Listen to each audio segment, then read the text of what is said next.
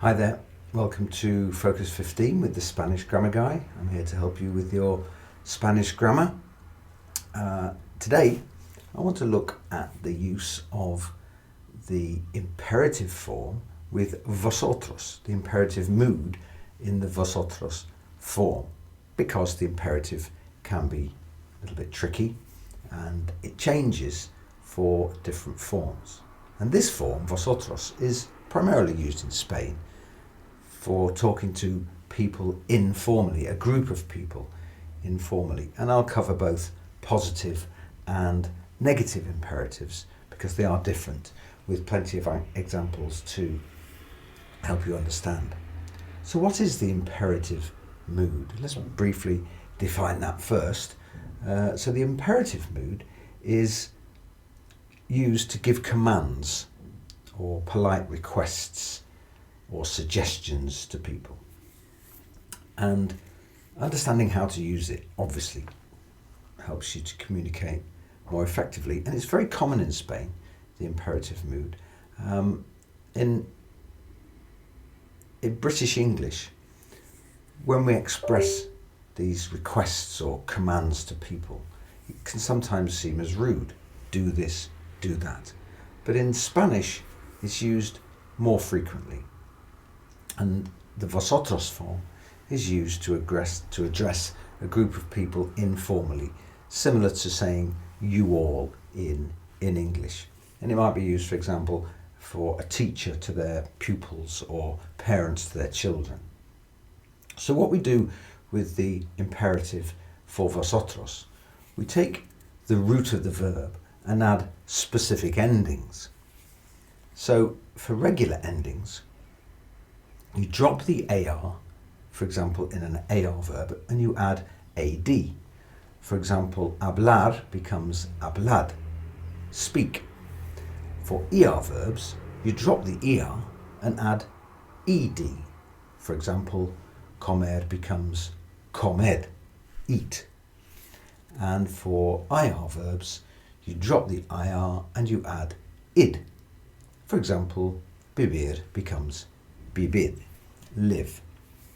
So you see how the endings change according to what type of verb it is. Let's take a look at some examples of those positive commands.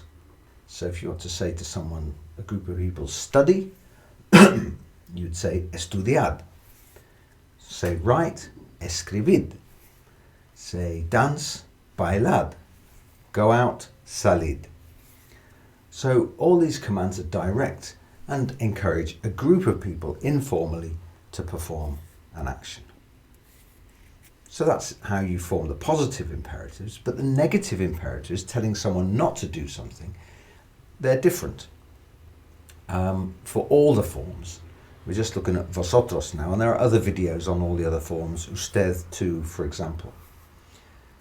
So for negative commands in the vosotros form, we have to use the subjunctive form of the verb.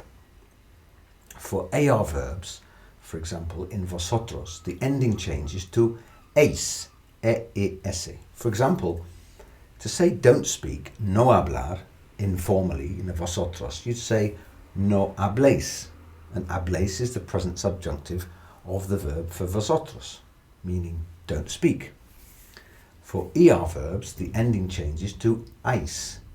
For example, telling someone, a group of people, not to eat, you'd say no comáis, don't eat. And for IR verbs, the ending is the same. It changes to eis as well. For example, saying to a group of people, don't live, no viváis. Let's have a look at a few more examples of those negative commands just in the vosotros form. For example, you would have don't run, no corráis, from the verb correr. Don't write, no escribáis, from the verb escribir. And don't look, no miréis, from the verb mirar. Don't play, no juguéis, from the verb jugar.